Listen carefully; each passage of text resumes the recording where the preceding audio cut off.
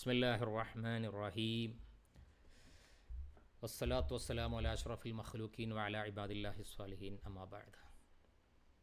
മുരീദി തമസ്സക് B വകും B വാസിഖ ലിയഹ്മീക ഫിദ്ദുനിയ വയൗമൽ ഖിയാമത്തി.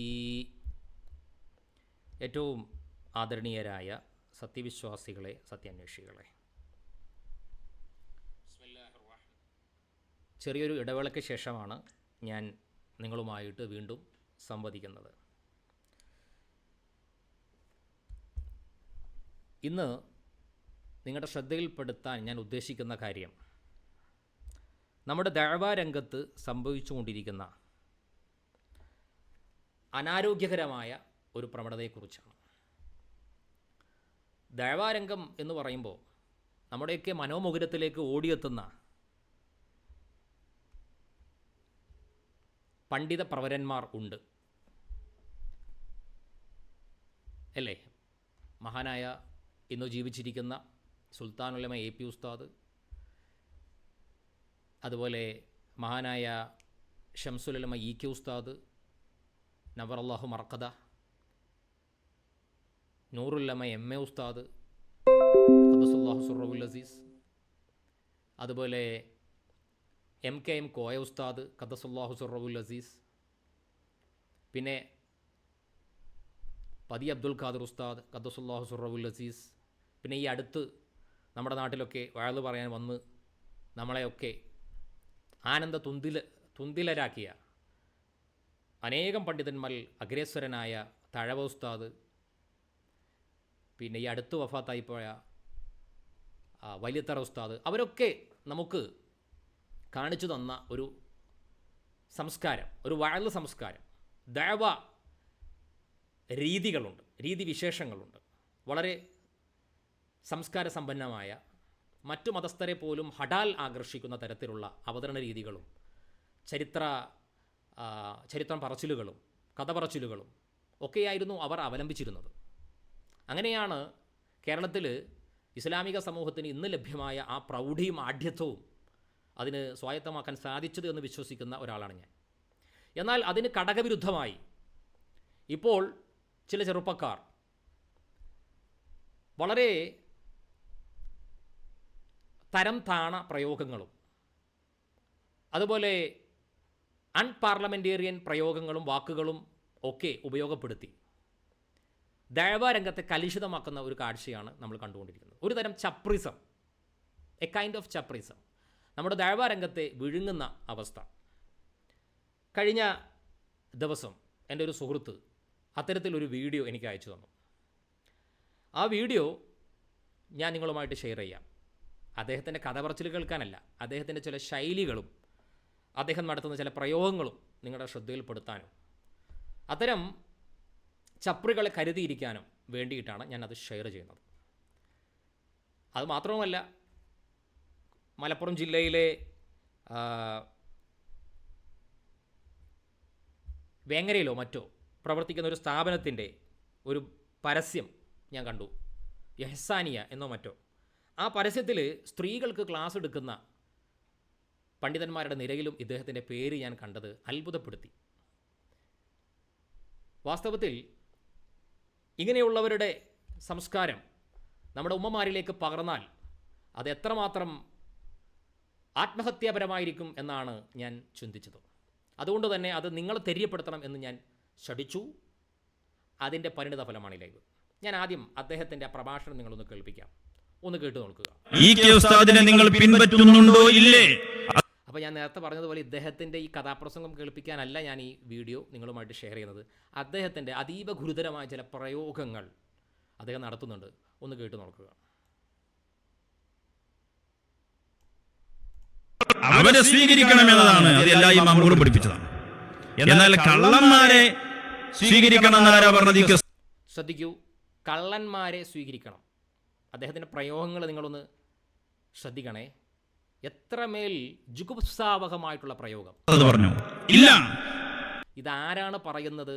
തലപ്പാവ് വെച്ച് ശുഭ്രവസ്ത്രധാരിയായി നമുക്ക് ചുറ്റുമുള്ള അമുസ്ലിം സമൂഹത്തിനുമൊക്കെ മുസ്ലിയാർ എന്ന പേരിട്ട് പരികൽപ്പനയിൽ അവരൊക്കെ അറിയുന്ന ഒരു വലിയ സംസ്കാരത്തിൻ്റെ പ്രതിനിധിയായിട്ട് നമ്മളൊക്കെ വാഴ്ത്തുന്ന ഒരു വ്യക്തികളുടെ ഒരു കൂട്ടത്തിൻ്റെ പ്രതിനിധിയാണ് ഈ പ്രസംഗിക്കുന്നത്.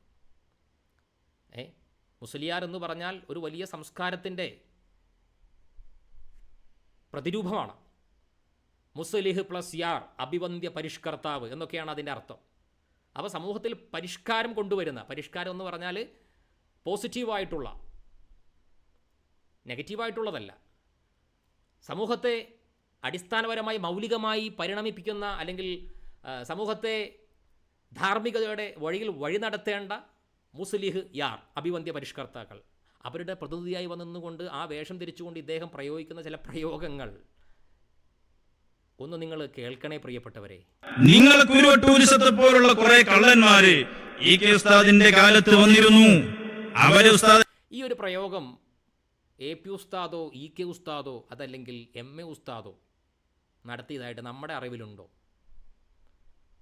അതുപോലെ MKM കോയ ഉസ്താദ്, വൈത്തറ ഉസ്താദ്, ഇവരുടെയൊക്കെ പ്രഭാഷണങ്ങളിൽ ഇത്തരത്തിലുള്ള ശൈലി നമുക്ക് പരിചയമുള്ളതാണോ പ്രിയപ്പെട്ടവരെ? എങ്ങനെയാണ് കൈകാര്യം ചെയ്തത്?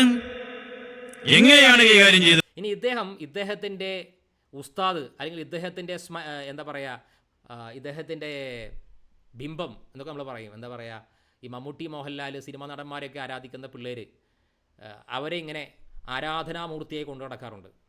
അവരുടെ എല്ലാ കാര്യങ്ങളിലും അവരെയാണ് എപ്പോഴും അനുകരിക്കുക, അനുകരണ യോഗ്യരായിട്ട്. അപ്പോൾ അങ്ങനെ ഇദ്ദേഹത്തിൻ്റെ അനുകരണയോഗ്യനായ ഒരു ബിംബത്തെ ഇദ്ദേഹം അവതരിപ്പിക്കുന്നുണ്ട്. നോക്കൂ, ഞാനത് പറയുന്നുണ്ട്.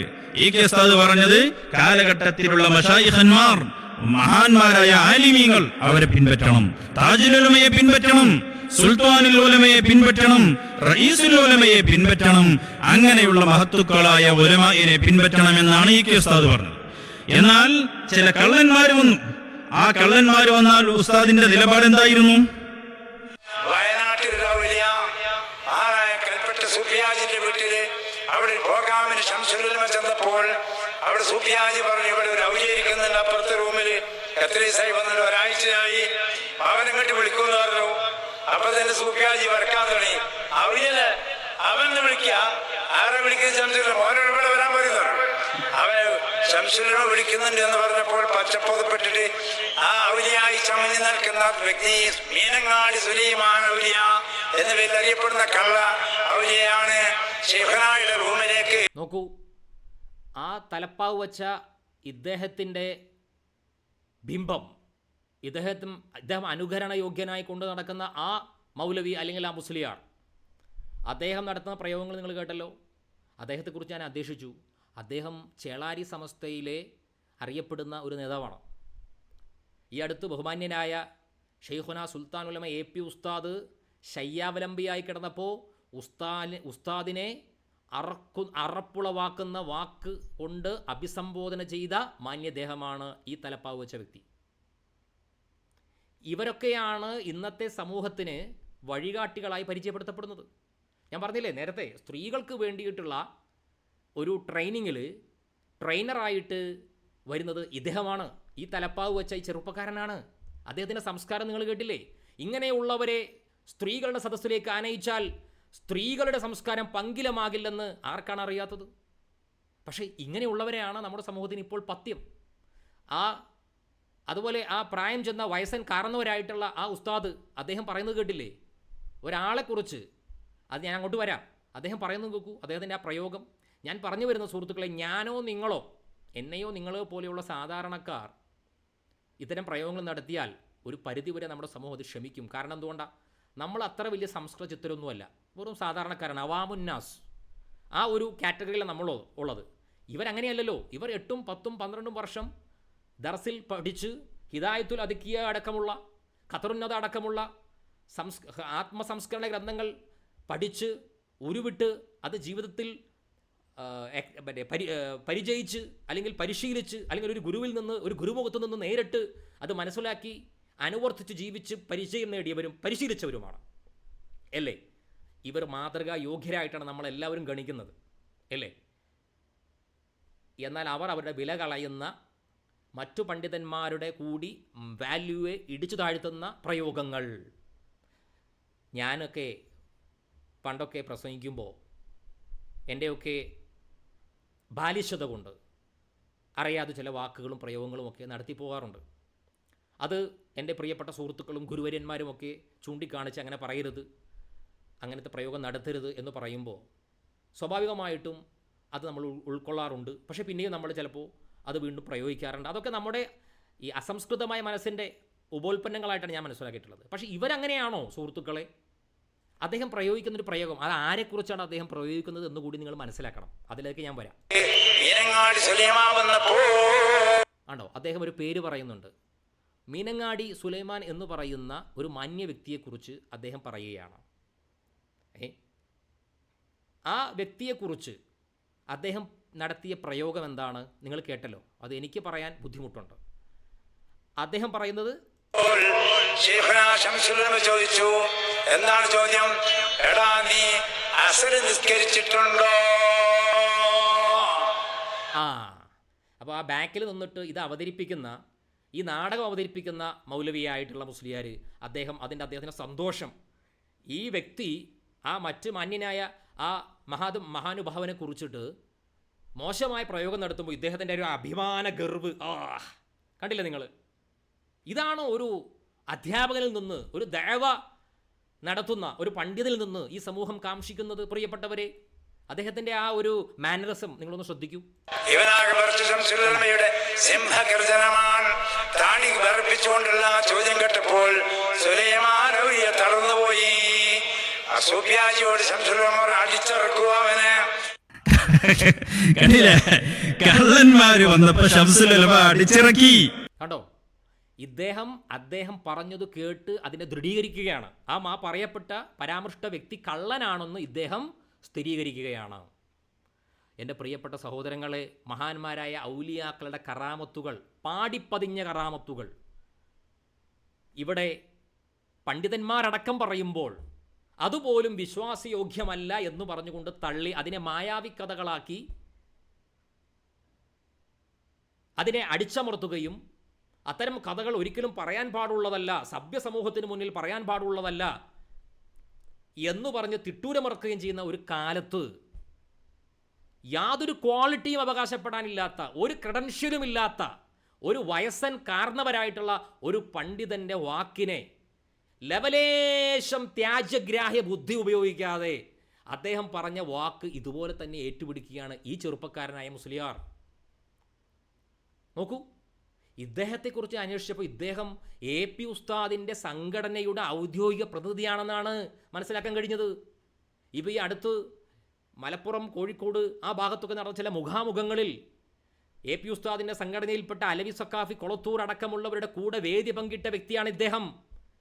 ഞാൻ മനസ്സിലാക്കിയിട്ടുള്ളത് AP ഉസ്താദിൻ്റെ സംഘടനക്ക്, SYS, SSF അടക്കമുള്ള സംഘടനകൾക്ക്, അല്ലെങ്കിൽ മുസ്ലിം ജമാഅത്ത് അടക്കമുള്ള സംഘടനകൾക്ക് നിരവധി തസ്കിയത്ത് ക്യാമ്പുകൾ നടക്കാറുണ്ട്, തസ്കിയത്ത് മീറ്റുകൾ നടക്കാറുണ്ട്, നിശ ക്യാമ്പുകൾ നടക്കാറുണ്ട്.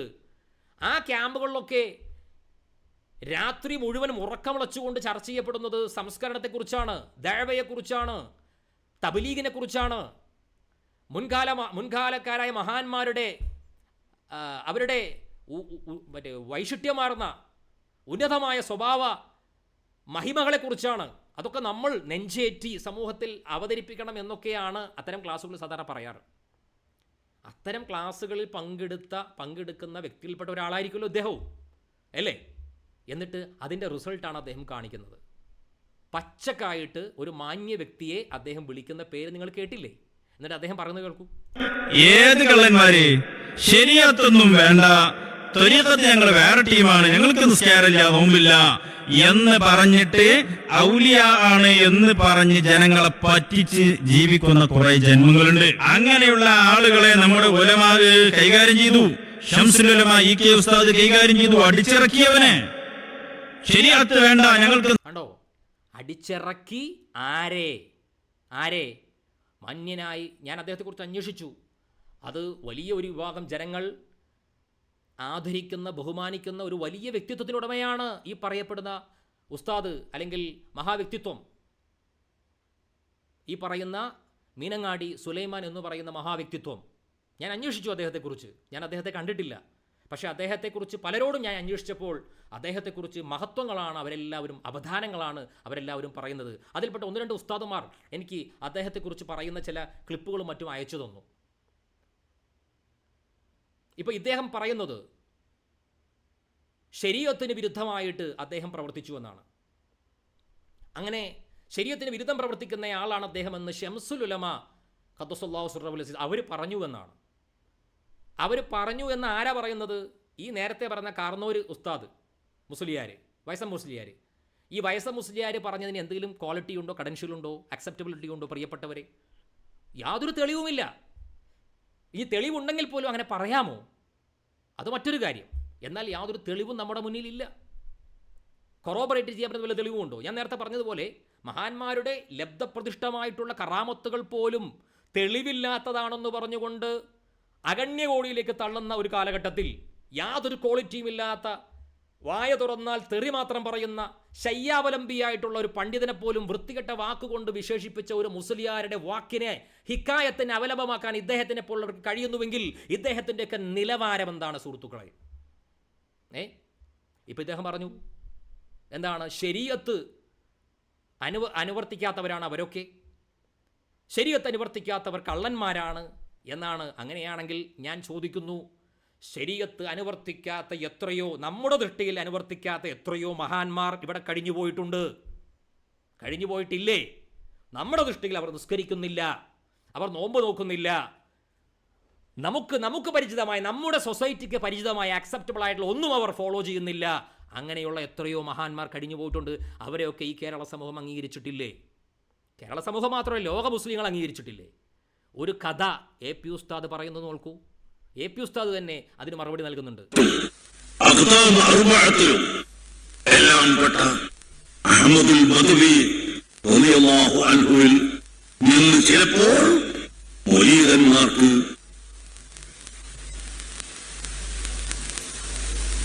വാഹിദു ശരീഅത്തിനെതിരായി ചിലത് കണ്ടിരുന്നു എന്ന് പറയപ്പെടും. ആരാണ്? അഹ്മദുൽ ബദവി റളിയല്ലാഹു അൻഹു.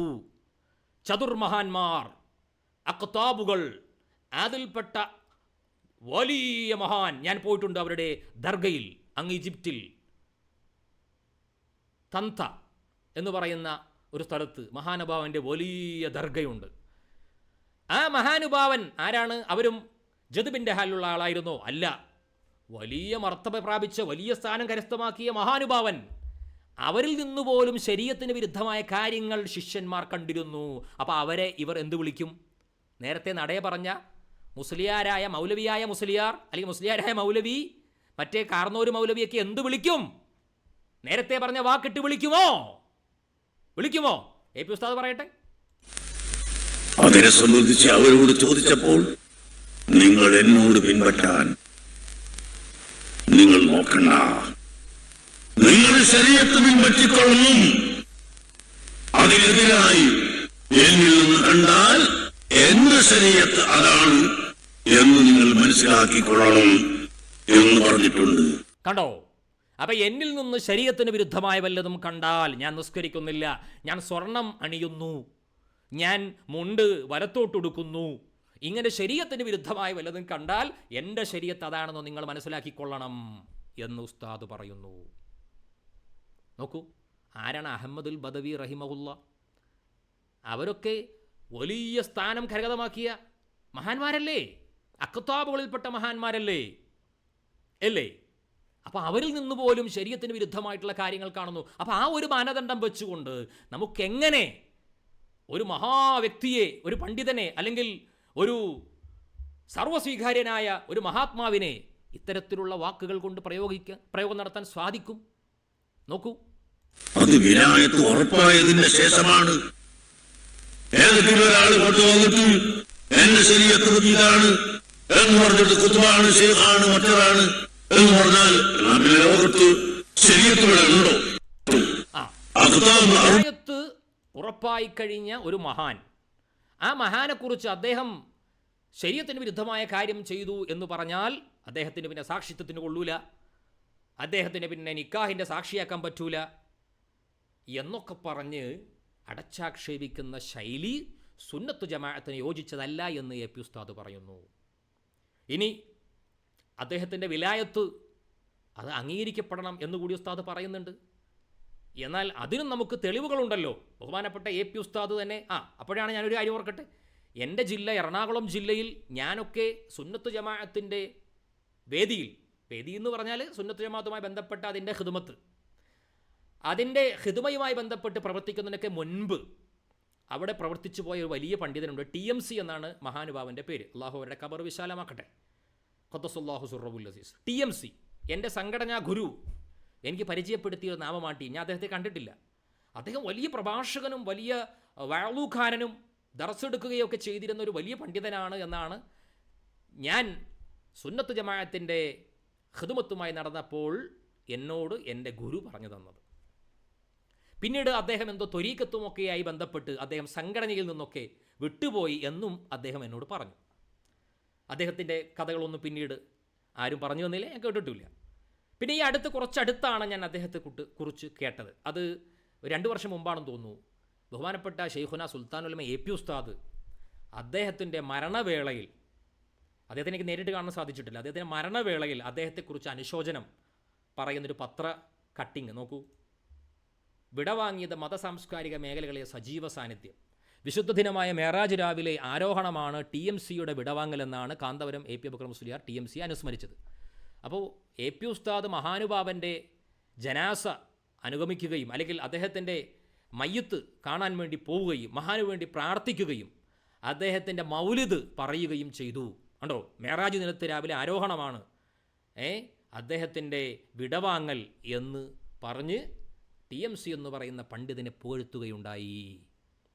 നോക്കൂ, അപ്പോൾ ഞാൻ ഇതേക്കുറിച്ച് അന്വേഷിച്ചപ്പോൾ അദ്ദേഹം എ പി ഉസ്താദിൻ്റെ സംഘടനയുമായിട്ടൊക്കെ അകന്നു കഴിയുന്ന, അതല്ലെങ്കിൽ അദ്ദേഹം നേരത്തെ പറഞ്ഞ മീനങ്ങാടി സുലൈമാൻ എന്ന മഹാനുഭാവൻ്റെ അനുയായിയായിട്ട് അദ്ദേഹം ശിഷ്ടകാലം ചെലവഴിച്ചു. അങ്ങനെ അദ്ദേഹം സംഘടനാ പ്രവർത്തനങ്ങളൊക്കെ നിർത്തി ഈ മീനങ്ങാടി സുലൈമാൻ എന്ന് പറയുന്ന മഹാനുഭാവൻ്റെ അദ്ദേഹത്തിൻ്റെ ഒരു അനുയായിയായിട്ട്, അദ്ദേഹത്തിൻ്റെ പർണശാലയിലെ ഒരു ശിഷ്യനായിട്ട് ശിഷ്ടകാലം കഴിച്ചു എന്നാണ് എനിക്ക് കിട്ടിയ വിവരം. അപ്പോൾ ഇദ്ദേഹം ആ കുട്ടി മുസ്ലിയാർ പറയുന്നത് പോലെയാണെങ്കിൽ, അദ്ദേഹം പ്രയോഗിച്ച പ്രയോഗമാണെങ്കിൽ, ബഹുമാനപ്പെട്ട TMC എന്ന് പറയുന്ന പണ്ഡിതൻ അദ്ദേഹം ഒരിക്കലും നജാത്തുള്ളയാളായിരിക്കാൻ പാടില്ലല്ലോ, വിജയിച്ച ഒരാളാകാൻ പാടില്ലല്ലോ. നിങ്ങൾ പ്രയോഗിച്ച പ്രയോഗം മ്ലേച്ഛമായ പ്രയോഗത്തിനുടമയാണ് അദ്ദേഹമെങ്കിൽ അദ്ദേഹത്തിൻ്റെ ശിഷ്യനായ ഇദ്ദേഹം TMC എന്ന് പറയുന്ന ഇദ്ദേഹം വലിയ പണ്ഡിതനാണ്. ഇദ്ദേഹം അദ്ദേഹത്തിൻ്റെ മഹാനുഭാവൻ്റെ ശിഷ്യത്വം സ്വീകരിച്ചുവെന്നാണ് ഞാൻ അന്വേഷിച്ച ഉസ്താദന്മാർ എനിക്ക് പറഞ്ഞു തന്നത്. അപ്പോൾ ഇദ്ദേഹം എങ്ങനെ മഹാനാകും? ഇദ്ദേഹം എങ്ങനെ ഒരു സ്വീകരിക്കപ്പെടുന്ന വ്യക്തിത്വമാകും? അദ്ദേഹം ഒരു വിദഗ്ധക്കാരനല്ലേ ആവേണ്ടത്. വിദഗ്ധക്കാരൻ്റെ മയ്യത്ത് കാണാൻ പോകാൻ പാടില്ല എന്നല്ലേ സമസ്തയുടെ ആദർശം. ആ സമസ്തയുടെ പതാകവാഹനായ ഷെയ്ഖുന സുൽത്താനുൽ ഉലമ എ പി ഉസ്താദ് അദ്ദേഹത്തിൻ്റെ മയ്യത്ത് കാണാൻ വേണ്ടി പോകുന്നു. അപ്പോൾ എ പി ഉസ്താദും TMCയും ഒക്കെ നിങ്ങൾ ഈ പറയുന്ന കാറ്റഗറിയിൽ പെടുമോ എന്നാണ് എൻ്റെ ചോദ്യം. പ്രിയപ്പെട്ടവർ, ഇതൊക്കെ തട്ടിപ്പല്ലേ? ആരെയും എപ്പോഴും ബുളി ചെയ്യാമെന്നും ബിലിറ്റിൽ ചെയ്യാമെന്നുമുള്ള ദാർഢ്യമല്ലേ ഈ കാണിക്കുന്നത്? പ്രിയപ്പെട്ടവരെ, കുറച്ചാളുകളുടെ സപ്പോർട്ട് ഉണ്ടെങ്കിൽ എന്തുമാകാമെന്നുള്ള ദാർഢ്യം. അപ്പോൾ അതുകൊണ്ട് പ്രിയപ്പെട്ട സഹോദരങ്ങളെ, ഞാൻ പറഞ്ഞു വന്നത്, ഇത്തരത്തിലുള്ള ഈ സംസ്കാരം ഇത് നമുക്കൊരിക്കലും യോജിച്ചതല്ല. ഇദ്ദേഹം ബഹുമാനപ്പെട്ട എ പി ഉസ്താദ്, നമ്മളൊക്കെ വളരെ ബഹുമാനിക്കുന്ന പണ്ഡിതനാണ് എ പി ഉസ്താദ്. ആ എ പി ഉസ്താദിൻ്റെ സംഘടനയുടെ പ്രതിനിധിയായിട്ടാണ് വന്ന് ഇതൊക്കെ പറയുന്നത്. ഇങ്ങനെ പറയുമ്പോൾ അത് ആരെയാണ് മോശപ്പെടുത്തുന്നത്? എ പി ഉസ്താദ് എന്ന് പറയുന്ന മഹാനുഭാവനെയല്ലേ, ലോകമറിയുന്ന പണ്ഡിതനല്ലേ എ പി ഉസ്താദ്. അദ്ദേഹത്തെയല്ലേ ഇകഴ്ത്തുന്നതും താഴ്ത്തിക്കെട്ടുന്നതും. അതുകൊണ്ട് ഇദ്ദേഹത്തെ പോലുള്ളവരെ തീണ്ടാപ്പാടകലെ മാറ്റി നിർത്തണമെന്നാണ് എനിക്ക് നിങ്ങളോട് ആവശ്യപ്പെടാനുള്ളത്. ഇദ്ദേഹത്തെ പോലുള്ളവരുടെ കുയുക്തിയിൽ വീണു പോകരുതെന്നാണ് എനിക്ക് നിങ്ങളോട് പറയാനുള്ളത്. ഇദ്ദേഹത്തെ പോലുള്ളവരുടെ വിനാശകാല വിപരീത ബുദ്ധി എന്ന് പറയുന്നത് പോലെയുള്ള ഈ സമീപനത്തിൽ വീണുപോയി നിങ്ങളുടെ ഈമാൻ നഷ്ടപ്പെടുത്തരുതേ എന്നാണ് എനിക്ക് നിങ്ങളോട് പറയാനുള്ളത്. ഒരാൾ കിതാബൊന്നും ഓതിയിട്ടില്ല എന്ന് വെച്ച് അദ്ദേഹം മഹാനായി കൂടാ എന്ന ഷാഠ്യം നമുക്കുണ്ടാകാൻ പാടില്ല. നമ്മൾ കേട്ടിട്ടുണ്ട് ഇമാം ഷാഫി റളിയല്ലാഹു അൻഹു അവിടുത്തെ ഉസ്താദായി അവിടുന്ന് സ്വീകരിച്ചത് നമുക്കറിയാം മാലിക് റളിയല്ലാഹു അൻഹുവിനെയാണ്. എന്നാൽ ശരീഅത്തിൻ്റെ സകല മേഖലകളിലും വെന്നിക്കൊടി പാറിച്ച ഷാഫി ഇമാം റളിയല്ലാഹു അൻഹു അവിടുന്ന് വലിയായ ഉമ്മിയായ ഒരു കിതാബും ഓതാത്ത ആട്ടിടകനായ ഒരു ഷെയ്ഖിനെ സ്വീകരിച്ചു. ആ മഹാനുഭാവനിൽ നിന്ന് അറിവുകൾ നുകർന്നു. ഷെയ്ബാനു റായി റളിയല്ലാഹു അൻഹു എന്ന് പറയുന്ന മഹാസൂഫി ഗുരുവിൻ്റെ പർണശാലയിൽ നിന്ന് ഷാഫി ഇമാം റളിയല്ലാഹു അൻഹു അറിവ് അഭ്യസിച്ച കഥ നമുക്കറിയാം. അതുപോലെ നബി ഇമാം റളിയല്ലാഹു അൻഹു, അങ്ങനെ ഒട്ടനേകം മഹാന്മാർ, ഗസാലി ഇമാം റളിയല്ലാഹു അൻഹു, ശരീഅത്തിൻ്റെ സകല മേഖലകളിലും വെന്നിക്കൊടി പാറിച്ച മഹാന്മാർ. ആ മഹാന്മാരാണ് അവസാനം ഞങ്ങൾക്ക് രക്ഷ ഇവരിലാണെന്ന് മനസ്സിലാക്കി അവരുടെ പാതാരബിംബങ്ങളിൽ തങ്ങളുടെ മോക്ഷമാർഗം കണ്ടെത്തിയത്. പ്രിയപ്പെട്ടവരെ, അപ്പോൾ അതുകൊണ്ട് കിതാബ് ഓതിയിട്ടില്ല എന്ന് പറഞ്ഞുകൊണ്ട് ഒരാളെയും നിന്ദിക്കാൻ നമുക്ക് അവകാശമില്ല. അതല്ല നമ്മുടെ ഉലമാ പഠിപ്പിച്ചത്. എല്ലാവരെയും ബഹുമാനിക്കുക, ആദരിക്കുക, സ്വീകാര്യോഗ്യമായിട്ടുള്ള പ്രയോഗങ്ങൾ നടത്തുക. എസ്പെഷ്യലി പണ്ഡിതന്മാർ, MA ഉസ്താദും EK ഉസ്താദും അതുപോലെ AP ഉസ്താദും MKM കോയ ഉസ്താദും മുൻകഴിഞ്ഞു പോയ പതി ഉസ്താദും പാങ്ങിൽ ഉസ്താദും ഒക്കെ നമുക്ക് പരിചയപ്പെടുത്തി തന്ന ഒരു ശൈലി വിശേഷം. ആ ശൈലി വിശേഷത്തിന് ഘടകവിരുദ്ധമാണ് ഇതുപോലെയുള്ള ഈ യുവ പണ്ഡിതന്മാർ എന്ന് അവകാശപ്പെടുന്ന ഇത്തരത്തിലുള്ള ചപ്രികളുടെ, I am sorry to say the word chapri എന്ന ഒരു പ്രയോഗം. ആ പ്രയോഗത്തിന് ഏറ്റവും സ്വീകാര്യയോഗ്യരായി ഇവർ സ്വയം മാറുകയാണ് പ്രിയപ്പെട്ടവരെ. അതുകൊണ്ട് ഇത്തരക്കാരെ നമ്മൾ പ്രോത്സാഹിപ്പിക്കാതിരിക്കുക. അതിലും ഉപരിയായിട്ട് ഇയാക്കും വയ്യാഹും ലാ യുദല്ലൂനക്കും വലാ യുഫ്തിനൂനക്കും, നിങ്ങളുടെ ഈമാനെ നിങ്ങൾ പരിരക്ഷിക്കുക. ഇവരൊക്കെ പറയുന്നത് കേട്ട് നിങ്ങൾ തുള്ളാൻ നിന്നാൽ ഖബറും പുറത്ത് ചിലപ്പോൾ ആൾക്കാർ വന്നേക്കും, പക്ഷേ ഖബറിനകത്തേക്ക് ഗുണം കിട്ടൂല. നമുക്ക് എന്നാ വേണ്ടത്? നമ്മൾ ഖബറിൽ കിടക്കുമ്പോൾ ഖബറിനകത്തേക്ക് നമുക്ക് ഗുണം കിട്ടണ്ടേ, മംഫഴത്ത് വേണ്ടേ? കുറേ ആൾക്കാർ വന്നിട്ട് അവിടെ നിന്നിട്ട് കുറേ ഖുർആൻ ഓതി, യാസീൻ ഓതി, ശംസുൽ ഉലമ പറഞ്ഞ പോലെ തുണി പൊക്കി നോക്കിയാൽ മാർക്കം പോലും കഴിച്ചിട്ടില്ല എന്ന് മഹാനായ ശംസുൽ ഉലമ EK ഉസ്താദ് ഖദ്ദസുല്ലാഹു സിർറഹു അവർ ഒരു പ്രസംഗത്തിലോ മറ്റോ കേട്ടതായി ഞാൻ ഓർക്കുന്നു. ആരെയെക്കുറിച്ച് പറഞ്ഞതാണ്. അപ്പോൾ എന്ന് പറഞ്ഞതുപോലെ കുറേ ആളുകൾ വന്നിട്ട് ശുഭ്രവസ്ത്രം ധരിച്ച് കുറേ ഫാത്തിഹ ഓതി, യാസീൻ ഓതി, ഇതൊക്കെ സ്വീകരിക്കപ്പെടണ്ടേ സുഹൃത്തുക്കളെ? ഈമാൻ ഇല്ലാത്തവൻ്റെ നിസ്കാരം കഅബയുടെ അകത്ത് നിസ്കരിച്ചുകൊണ്ട് വല്ല കാര്യമുണ്ടോ? ഈമാൻ ഇല്ലെങ്കിൽ നിസ്കാരം അല്ലാഹു സ്വീകരിക്കും? ഇല്ല. അപ്പോൾ നമുക്ക് വേണ്ടത് ഒരുപാട് ആൾക്കാരൊന്നും വേണ്ട, ഒരൊറ്റ ഒരാൾ മതി നമുക്ക് വേണ്ടി ആത്മാർത്ഥമായി പ്രാർത്ഥിക്കാൻ. അത് നമ്മുടെ ഖബറിനകത്തേക്ക് നമുക്ക് ലഭിക്കണം, തണലായി കിട്ടണം ഖബറിനകത്ത്. അങ്ങനെയുള്ള ഈടുറ്റ ദുആകളാണ് നമുക്ക് കിട്ടേണ്ടത്. അതിന് നമ്മൾ എന്ത് വേണം? നമ്മുടെ ഈമാൻ ശരിപ്പെടുത്തണം. നമ്മൾ രാഷ്ട്രീയ ബോധം വന്ന് രാഷ്ട്രീയ തിമിരം ബാധിച്ചുകൊണ്ട് രാഷ്ട്രീയക്കാരൊക്കെ ചെയ്യുന്നത് പോലെ നേതാവ് പറയും, അണികൾ ഏറ്റുപിടിച്ച് പറയും. അങ്ങനെ ചെയ്താൽ അവസാനം കൈകടിക്കേണ്ടി വരും എന്ന് എൻ്റെ പ്രിയപ്പെട്ട സഹോദരങ്ങളെ ഓർമ്മപ്പെടുത്തലാണ് എൻ്റെ ഇന്നത്തെ ലൈവിൻ്റെ ഉദ്ദേശം. പരദൂഷണമാണ്. ഹിദായത്തുൽ അദ്കിയ എന്ന് പറയുന്ന ആത്മാവിൻ്റെ നേർവഴി എന്ന് പറയുന്ന പുസ്തകം, എന്ന് പറയുന്ന കിതാബ്, അതിൻ്റെ പരിഭാഷ നിങ്ങളൊന്ന് വായിച്ചു നോക്കൂ. K വീരാൻകുട്ടി ഉസ്താദ് അദ്ദേഹം അത് പരിഭാഷപ്പെടുത്തിയിട്ടുണ്ട് അറബി മലയാളത്തിൽ. അതിൽ വ്യക്തമായി പറയുന്നുണ്ട്, ഗീബത്ത് പറയരുത്, പരദൂഷണം പറയരുത്. ഇത് പരദൂഷണമല്ലേ സുഹൃത്തുക്കളെ? യാതൊരു അടിസ്ഥാനവുമില്ലാതെ പരദൂഷണം അനുവദനീയമായ ചില സന്ദർഭങ്ങളുണ്ട്. ഞാനത് വായിച്ചു നോക്കി. ആ സന്ദർഭങ്ങളൊന്നും ഇവിടെ ബാധകമല്ല. അപ്പോൾ പഠിച്ചതിന് വിരുദ്ധം, ഇവരൊക്കെ ഈ കിതാബ് ഓതിയവരായിരിക്കുമല്ലോ, പഠിച്ചതിന് വിരുദ്ധം യാതൊരു തത്വദീക്ഷയും ഇല്ലാതെ പറയുന്നൊരു വിഭാഗം കുറച്ചാളുകൾ നമുക്കിടയിൽ ഉടലെടുത്തിരിക്കുന്നു. ഇതൊരു പ്രതിഭാസമാണ്, ഒരു തരം രാഷ്ട്രീയ പ്രതിഭാസം. ഈ രാഷ്ട്രീയ പ്രതിഭാസത്തെ അർഹിക്കുന്ന അവജ്ഞയോടെ അത് തള്ളിമാറ്റി നമ്മുടെ സത്യസരണി, മഹാന്മാരെ മുൻഗാമികൾ കാണിച്ച ആ സത്യസരണിയിൽ അടിയുറച്ചു നിന്നുകൊണ്ട് ഹക്കിൻ്റെ പാതയിൽ അഹ്ലുസുന്നത്തി വൽ ജമാഅത്തിൻ്റെ ആദർശം, സംസ്കാരത്തെ ഉൾക്കൊണ്ടുകൊണ്ട് മുന്നേറാൻ അള്ളാഹു നമുക്ക് തൗഫീക്ക് നൽകട്ടെ എന്ന് പ്രാർത്ഥിക്കുന്നു.